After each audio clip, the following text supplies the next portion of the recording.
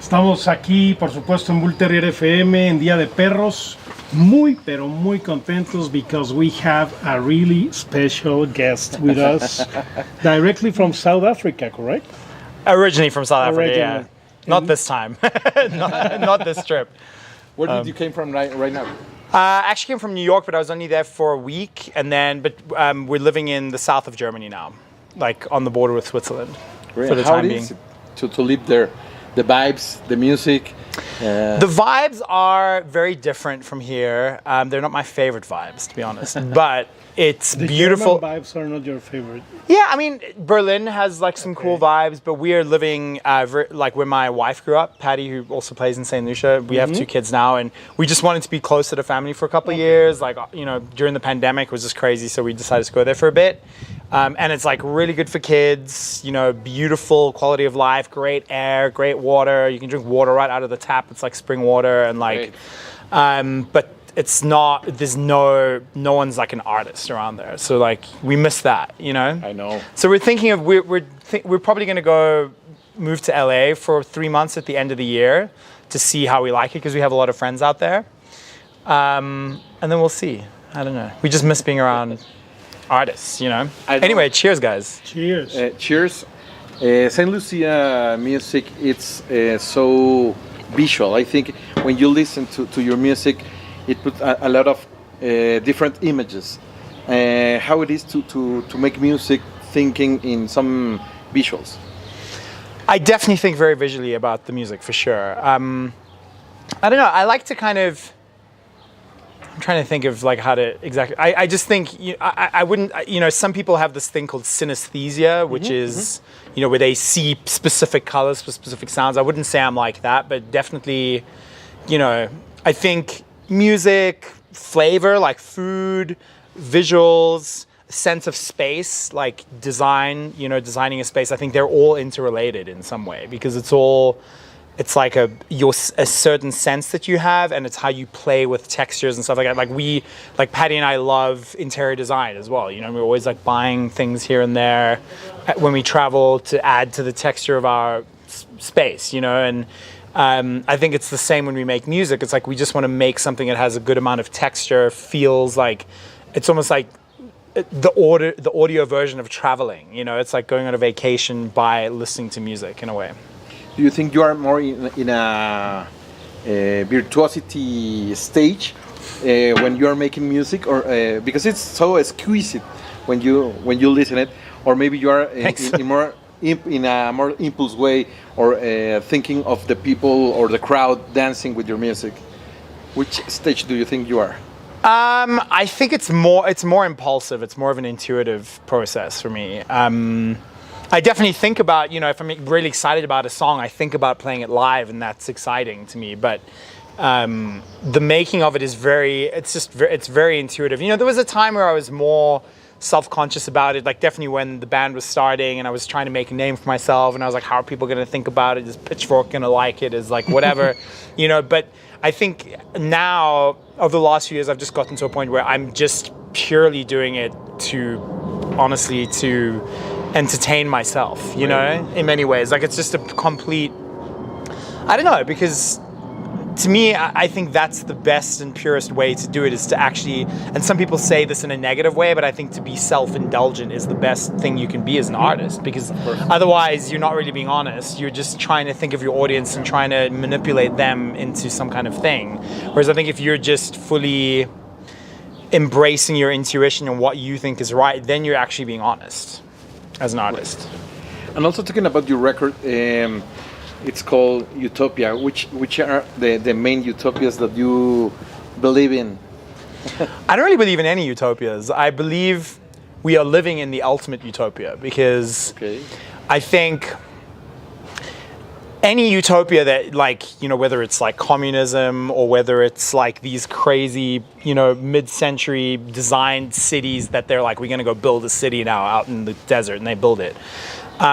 They all fall apart because they're always like one person's idea of what utopia is, of what a good world is, and it's always like steamrolling other people's ideas of what they think utopia is. Because not everyone thinks that that mid-century design is the best thing. Many people love their house from the 1800s or whatever, and you're saying to those people, you can't have that house, you have to have this thing now because this is the right way, you know? Whereas the reality we're living in, there's a lot of competing ideas that are fighting each other, and I think that's actually the real utopia, because if you can exist in a place where, you know, and there's parts of the world where you can't live that way, you know, where you're not allowed to be like gay, or you're not allowed to be whatever it is, you know, that if you can live in a place where you can live your truth, and maybe it's challenged, maybe your idea is a challenge, but that's actually like a good thing. To me, that's the utopia, you know, it's like the real utopia. Great.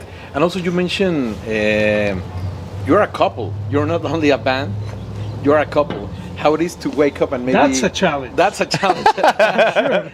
Maybe wake up and tell her, like, let's go to the studio. And the next day, let's go to the supermarket. How it is to manage this couple situation? Well, I mean, we've been together for almost 21 years. This is our 21st year of being together. We've been married 10. Right. That's a lot in terms of our times. Yeah. Of anything. I know one other couple that have been together longer than us that are our age, that are also musicians, actually. But I don't know, it's just an intuitive thing. I feel like we just live our lives very intuitively, and we don't plan that much, you know. And we have our studio in our apartment. We haven't always had it that way. Like when we were living in New York, the studio was always somewhere else, and we'd have to travel there and back. But now where we're living, we have it in our space, and there's instruments all over the apartment, and like, you know, the kids have some of the instruments in their bedroom, and we have it in our bed, you know. And then when we're recording, sometimes you have to tell the kids to get out, you know, go downstairs to Granny and Grandpa, to Oma and Opa. But you know, if we have to record like a quiet acoustic guitar or something, but it's just very intuitive, and we're always working on it. And you know, in many ways, like Patty always gets her credit is always executive producer on each album, because that's kind of what her role is. Like, she's not there all the time. I'm the one that's mainly in the studio, but she dips in and out, and then she obviously sings, and it's good to have her slightly removed so that she, you know, because I think if everyone's just always constantly involved, you can't really see it clearly, because you need to go away and come back, you know. But it works pretty well, you know? It's like we really enjoy our life, and we get to travel, and we get to go, like we just went to visit my parents in South Africa in February for a month, and if we did any other job, we wouldn't be able to do that, you know? So you're like a musical nomads, right? Yeah, a little bit. I hate that word nomad, because you always think of like digital nomads, you know, like, which I guess we are in some way, but I don't know. Also, you just mentioned musical instruments. Yeah. Do you think your music is guided in some way by new gear, or maybe new plugins, new technology? Do you think it's more or less guided by that? It's not guided by that, but you know, if I'm starting a new record, like there's no real start and stop to my process. Like there's always songs that are from the last record that I'm still thinking of having on the next record. So you know, but like generally, if I get a new piece of gear, it does inspire some new stuff. Like the second half of Utopia, like I got the Prophet 10, like which is the reissue of the old Prophet, like 510. And that inspired a lot of stuff. Like that was instantly very inspiring. But I wouldn't say, I'm not very inspired by new technology, I have to say. Like I'm more, like there's something about, you know, and it's funny because I did a post on my Instagram a few days ago about AI and music and how is it going to affect music and stuff. And the point that I made is that, you know, what's interesting in music is that for many years we've had really good software versions of these old pieces of gear, you know, whether it's a synthesizer or a, you know, an LA2A, like an old compressor or something like that. And I think a lot of people, when that started happening, were like, oh, well, it's going to put these companies out of business. No one's going to want to buy old synthesizers. But it's actually, what it's done is it's made those things more desirable, even the new versions, not even the vintage versions. And those companies like Universal Audio, who we have a good relationship with, they can't produce enough like LA2As for people to buy, you know? I know. And so I think it's interesting, you know, I think there's something about, And the way like I record is like I use mainly outboard effects, you know, and it's just taking me years to collect what I have.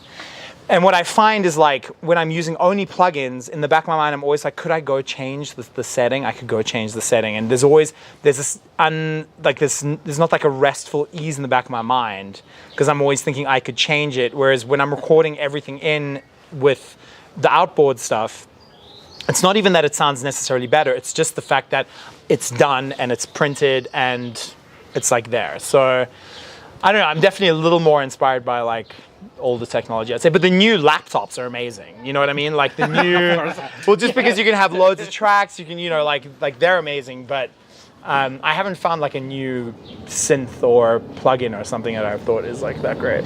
I bet the visits to Mexico turned this first visit of curiosity to an inspiring visit. Yeah. With the sounds and all that. Have you conceived some sounds of Mexico in your music, or maybe inspire you? Yeah, I mean, you know, there was what was on our second record, Matter. There was the song "Stay," which I think in some ways, did you know that Paul Simon album, Rhythm of the Saints? Mm-hmm, mm-hmm. Where it was all kind of like he recorded all these kind of, I don't know how he did it, but it sounds like he recorded all these like rhythm sections from like Brazil and all over sort of Latin America, and then kind of wrote songs over those kind of tracks, those rhythm tracks. Mm-hmm. And so I was definitely like, for that song, like, and I always think a lot about traveling in my music and wanting it to sort of take you somewhere. And I think there's definitely something in this part of the world, and it also exists in South Africa. There's like a vibrancy of spirit and like an openness and a certain kind of like positivity that people have. And it's funny because I was just talking in the cab earlier about how one of the interesting things between like Germany and here and South Africa is in Germany, people have very good lives. Like it's very socialist governments and no one's like homeless. I mean, there's some homeless people, but like everyone's living a good life, good water, whatever. But people get so annoyed by the tiniest little shit things. Yeah. You know, the littlest little thing that's a little not right today. They get really, really annoyed, you know? And here, I notice people getting annoyed way less. People seem relaxed, they seem chilled. Like in South Africa, it's the same. Like in South Africa now, most people have no electricity for half the day. Like it's a thing. But people make a plan, they get on with their lives. You know, not to say they don't want to fix that, but it's that feeling that I like to kind of bring forth in my music a bit. It's like, despite everything, we can still be positive, and right. If anything, we must like rise to the challenges that we have. That's great. Also, during the lockdown, maybe we return to listen whole albums, whole records. That's a good point. Are you still listening to whole records, or maybe thinking to record, not in a concept way, but maybe to have a whole journey in your record? For sure. I mean, definitely when we're making records. I will say I am more than I was before listening to certain playlists, but I don't listen to like the curated playlists on Spotify and stuff. Like I listen to, do you know Radio Nova from Paris? No. You should check it out. Radio Nova is amazing. Just super eclectic station. As far as I know, it's not curated by AI. I think it's curated by humans. And so, because the thing I hate is I hate feeling like this thing is figure out who I am and what I want to hear. Like I hate this. I hate this. Like I want to be surprised. I want to hear something I would never put on. You know, I want to just like be surprised. And so I love that. And then there's also this app called Radio. It's RADIOOOO. Okay, I will listen. That's both of these things are great sources of just discovering music that's put there by humans, you know, and that's something that I love. So I definitely like at home with the kids and stuff, I put that on a lot. But I still listen to albums a lot, and we think a lot about making albums. Like we're now, we have so much music that's almost finished that we're thinking of maybe making a double album. Maybe we'll make a double album. Wow. But I don't know, you know, it's like a lot. And that's a nice risk. I don't know. We're thinking of doing it. I mean, we could, you know, but it's, my thing is, with most double albums that are out there, I always think this could have been a better one album, you know? Okay. They could have just taken the best tracks and made one really great album. But like, we're in this position, so maybe we do it, but I don't know yet. thing that is great the most is that you're still creative, still having fun doing it. So Yeah, I love it. That's really, really nice. And also tomorrow you will be performing in Vaivén. How it is to have a day show and a night show? Which do you enjoy the best? The most? Both are good. I mean, I think definitely something happens at night. I would say I prefer a night show. I'd say I prefer a night show for sure because you have more. There's more like wiggle room and you can stretch people more in terms of like the mood. You know, like if you play like really moody songs, whatever, and the sun is just like shining on you. I remember there was this one time, like in the early days of Interpol, where they played at some festival, and they were like Interpol, you know, like doing their thing, and like they were just melting. It's like they were melting, you know, like Melting in an elegant way. yeah. Melting. No, but it wasn't elegant anymore. Like the suits were just covered in sweat. So I think at night you can make it really vibrant and like it would be during the day with lights, but you can also turn the lights down and bring people like into like a different kind of experience, you know. But day shows are great too. Great. So tomorrow it will be really nice. It's gonna be a great climate. Somebody say that Cuernavaca has the best climate in the world. What? Yeah. Really? They call it the Eternal Spring City. Whoa. Yeah. So it's not too hot. It's Sometimes it's hot. Tomorrow will be hot. okay. But You nice. should be prepared. Look, man. And we also spent so many days there.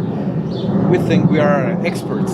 We are experts. Are you guys coming tomorrow? Yes, of course. So if you want some recommendation, gastronomic or maybe If you want party, to swim, you can ask us. Sick. I'll take it all. I'll take it all. if you want to eat really, really good, there's a place called Fonda Cuatro Vientos. Okay. It's very, very close to the gardens, and that's a very, very good place. I'm gonna get a list from you afterwards because I'm in Mexico City until Wednesday. Oh, great! So and I'm someone like I hate going and making like reservations like days. I want to just kind of feel the vibes, you know, and see what happens. But if you guys have any recommendations for what to do, Of course, let's make a list. And thank you very much for being here. yeah, it's my And pleasure. also to return Mexico to play. Love it. I would come here all the time if I could. Great. So let's listen something from Utopia. Which track do you think it would be nice to hear right now? I think Touch, probably. Yeah. Okay. Okay. Escuchemos entonces. Let's listen. Sin Lucia en BullterrierFM.